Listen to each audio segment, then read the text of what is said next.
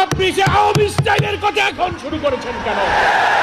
খুব সাবধান হয়ে কথা বলবেন। কোন জায়গায় হাত দিয়েছেন? ধর্ম ব্যবসায়ী আমরা না। ভোট যখন আসে তখন টুপি কিনে মসজিদে যান, এটাই হলো ধর্ম ব্যবসা। একটু আগায় তো আরেকটা ঝামেলা। ফলে বাংলাদেশের সরকার, অন্তর্বর্তীকালীন সরকারকে একটি অবাধ, একটি নিরপেক্ষ গ্রহণযোগ্য নির্বাচনের পথেও যেমন ষড়যন্ত্র আছে, তেমনি আওয়ামী লীগ পতিত স্বৈরাচার বিদায় নেওয়ার পরেও এখন আওয়ামী লীগ রাজনীতির ময়দানে নেই, তারা পালিয়ে গেছে। 300 এমপি, এত মন্ত্রী কেউ খুঁজে পাওয়া যাচ্ছে না। ওরা জামাত ইসলামীকে যেভাবে দমন করে ফাঁসি দিয়ে আওয়ামী স্টাইলে জামাতের বিরুদ্ধে লেগেছিল, আওয়ামী লীগ রাজনীতির ময়দান থেকে হারিয়ে গেল। এখন নতুন করে ষড়যন্ত্র হচ্ছে, শুধু দেশের বিরুদ্ধে নয়, জামাতের বিরুদ্ধে আওয়ামী স্টাইলে বিরোধিতা শুরু হয়েছে। আমরা এই সমস্ত ষড়যন্ত্রকারীদের বলতে চাই, আওয়ামী লীগ ক্ষমতা রাজনীতি থেকে বিদায় নিলেও আপনারা যারা আওয়ামী স্টাইলে আবার জামাতের সমালোচনা শুরু করেছেন, আপনাদের কথার বন্ধ থেকে, কথার ভেতর থেকে কিন্তু ফ্যাসিবাদের গন্ধ পাওয়া যায়।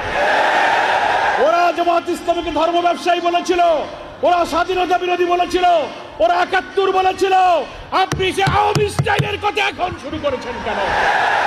জামাত ইসলামের বিরুদ্ধে যারা ষড়যন্ত্র করেছে, ইতিহাসে তারা পতিত স্বৈরাচার হয়ে বিদায় গ্রহণ করেছে। খুব সাবধান হয়ে কথা বলবেন। কোন জায়গায় হাত দিয়েছেন? যে মহান আন্দোলনের প্রতি আল্লাহর করুণা এবং ক্ষমা, বড় বড় শক্তিধররা এই আন্দোলনকে নির্মূল করার চেষ্টা করে নিজেরাই নির্মূল হয়ে গেছেন। আপনারা সেই অপরিণামদর্শী পথে পা বাড়াবেন না, আপনাদেরকে কিন্তু সেই পথেই হয়তো পরিণাম ভোগ করতে হবে। ধর্ম ব্যবসায়ী আমরা না, আমরাই বরং ধর্মকে মানি এবং ধর্মের ভিত্তিতে, ইসলামী আদর্শের ভিত্তিতে জীবন গড়ি এবং সমাজ গড়তে চাই। আমরা ধর্ম ভিত্তিক রাজনীতি করি। আর যারা ব্যক্তিগত জীবনে, পারিবারিক জীবনে, সামাজিক জীবনে ধর্ম মানেন না, কিন্তু ভোট যখন আসে তখন টুপি কিনে মসজিদে যান, এটাই হলো ধর্ম ব্যবসা। সারা বছর নামাজ নাই, রোজা নাই, দান নাই, খয়রাত নাই, ভোটের সময় আসে নতুন পাঞ্জাবি, নতুন টুপি, ঘন ঘন মসজিদ, পকেটে আতর, যায় নামাজ, মাশাআল্লাহ, সুবহানাল্লাহ, ইন্নালিল্লাহ, আলহামদুলিল্লাহ, মুসাফা, কুলাকুলি। এইটার নাম হলো ধর্ম ব্যবসা।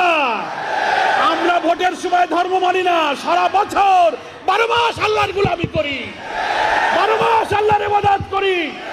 ভোটের মৌসুম সামনে রেখে যারা ইবাদত করেন, তারাই হচ্ছেন ধর্ম ব্যবসায়ী।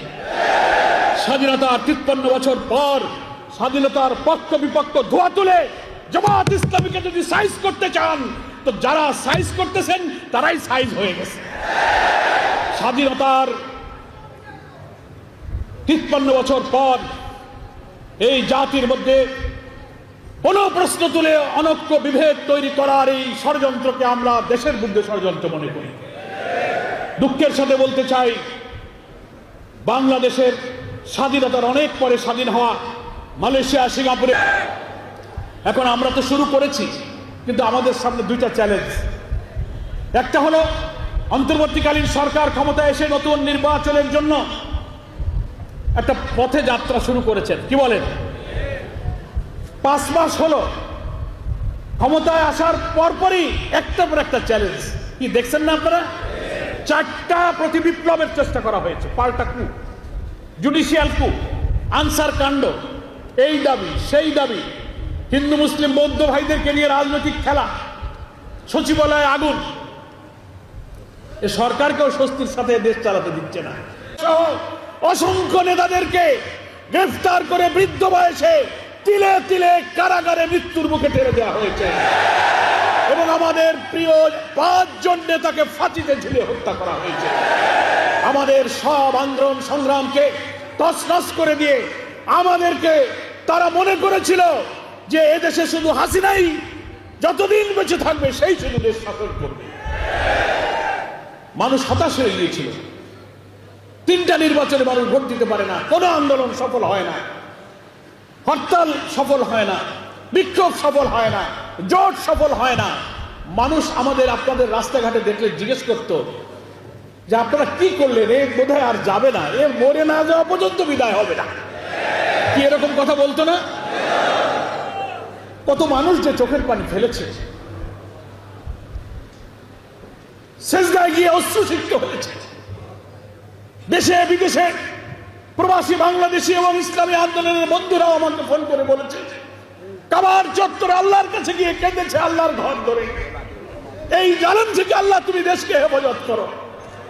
কত মা, কত স্ত্রী, কত শিশুর চোখের পানি, কত বাপ হারা, স্বামী হারা, সন্তান হারা পিতার চোখের পানি এই জমিনে পড়েছে। আপনারা আমরাও জুলুমে জুলুমে আমরা যখন অতিষ্ঠ হয়ে যাচ্ছি, কারাগারগুলো যখন ইসলামী আন্দোলনের কর্মীতে কারাগারগুলো পরিপূর্ণ হয়েছে, একের পর এক শাহাদাত হচ্ছে, মানুষ বাড়ি ঘরে থাকতে পারছে না, ব্যবসা বাণিজ্য, চাকরি বাকরি, আমাদের সোলার ছেলেদের লেখাপড়া সব তছনছ হয়ে যাচ্ছে। একটা কালো যুগ আমরা পার করছিলাম। নিজেরাই যখন আল্লাহর কাছে নামাজ পড়ে অবসরে আল্লাহর কাছে ইবাদত করেছি, হাত পেতে মুনাজাত করেছি, আপনারা আমরা কত কাকুতি মিনতি করে, কাউকে বলা যায় না, শুধু আল্লাহকেই বলা যায়, এমন করে আমরা আল্লাহকে বলেছি, আল্লাহ এই জাতিকে তুমি উদ্ধার করো, আমাদের নেতাদের এই শাহাদাতকে তুমি কবুল করো। আমরা জানি না আল্লাহ তাআলা কার চোখের পানি কবুল করেছেন, কার ইখলাসকে কবুল করেছেন, কার ফাঁসিকে, কার শাহাদাতকে মঞ্জুর করেছেন আমরা জানি না।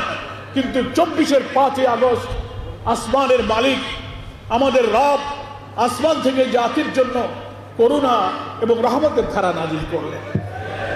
আলহামদুলিল্লাহ। হাসিনা যা ইচ্ছা করেছিল, হাসিনার ইচ্ছা পূরণ হয়নি। আল্লাহ তাআলা কোরআন শরীফে বলেছেন, ওমা তাশাউনা ইল্লা আইয়াশা আল্লাহু রাব্বুল আলামিন, তোমাদের কোনো ইচ্ছাই পূরণ হয় না যতক্ষণ আল্লাহ তাআলা তা ইচ্ছা না করেন। কি বলেন, ঠিক কিনা?